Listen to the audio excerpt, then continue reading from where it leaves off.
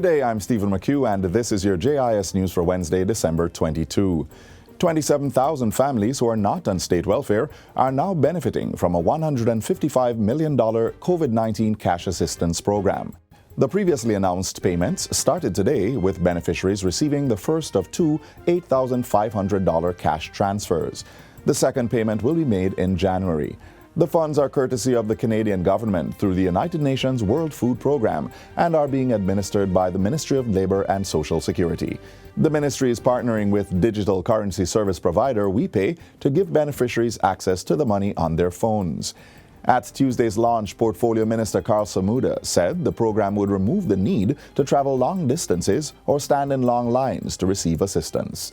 The new digital transfer system will be used by the ministry to disburse the $4 billion that's been set aside for various programs targeting the needy. Now, it is impractical to believe that this can be done in the old traditional way. So we have to use, as part of the digital community, we have to use new techniques to get these benefits to the people who need them. It marks the commencement of what has to be a new strategy for dealing with the transfer of resources, especially to our most vulnerable. And so I look forward going to work with WePay. The project in Jamaica is particularly innovative with the integration of the cash transfer through the partnership with WePay Jamaica. The integration of digital solutions has enhanced the management and the planning of the distribution program. Residents and families in and around Manchester are now benefiting from a newly refurbished $80 million family court. The facility was officially handed over last Friday.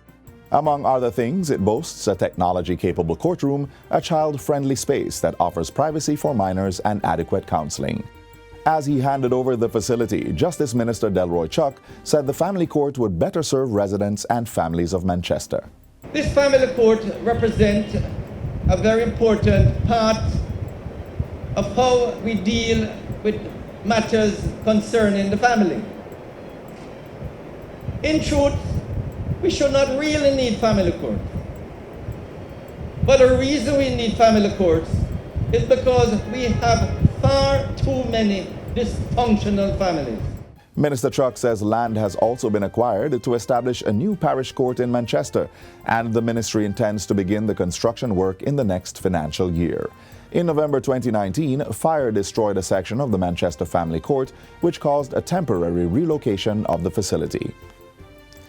The National Housing Trust will be delivering 3,406 housing units and service lots in Manchester over the next 5 years. 1,406 housing solutions are currently being built in Perth Phase 2, with 2,000 set to get underway in Mount Nelson by 2023. We are doing the best we can, moving as fast as we can to increase the capacity and deliver more housing so that you can get an opportunity. Prime Minister Andrew Holness made the disclosure recently as he issued the keys to 30 two-bedroom units and titles for 82 serviced lots at Perth 1A Estate in Manchester. The two-bedroom houses were delivered at an average cost of $13.9 million, while the serviced lots cost $3.8 million each. Prime Minister Holness assured the new residents that the ongoing water challenges in the parish would be addressed shortly. We have ordered a new pump which will be taking water from the Pepper, that's down the hill there, to pump it up Spur Tree into the town and to supply the parish generally. The pump is a specialized pump.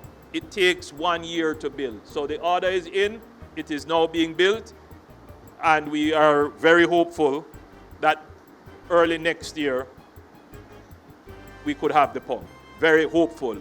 The island will soon get a second free-to-air 24-hour television channel dedicated to educating the nation's children. That's thanks to a $20 million grant from the Universal Service Fund to the Public Broadcasting Corporation of Jamaica, PBCJ. The funds will go towards the corporation's acquisition of equipment to set up PBCJ1, a channel that will target content to students at all levels of the education system. Education Minister Favour Williams says the new channel will have many benefits. This arrangement goes beyond the challenges brought on by the COVID-19 pandemic. This will enable our creative producers of content to develop material that is culturally relevant to our Jamaican students at the early childhood, primary, secondary, and I dare say tertiary level as well. As you know, modern technology has transformed the way students learn and interact with their environment, and this is another opportunity to help our students perform at their best. I'm encouraging parents that when this channel is fully operational, to sit with your children, encourage them to follow the classes online and on your television and catch up with the curriculum and the information and learning that they would have lost during the almost 2 years out of school. And finally, the Universal Service Fund, USF, is on track to establish 189 additional community Wi-Fi hotspots island-wide by the end of the current fiscal year on March 31, 2022. This is in addition to the installation of Wi-Fi hotspots at 13 high-trafficked locations, among them Hope Bay in Portland, which received service on December 16. In making the disclosure, Technology Minister Darrell Vaz says Wi-Fi hotspots are to be established in the 63 constituencies and forms part of the state's push towards becoming a digital society.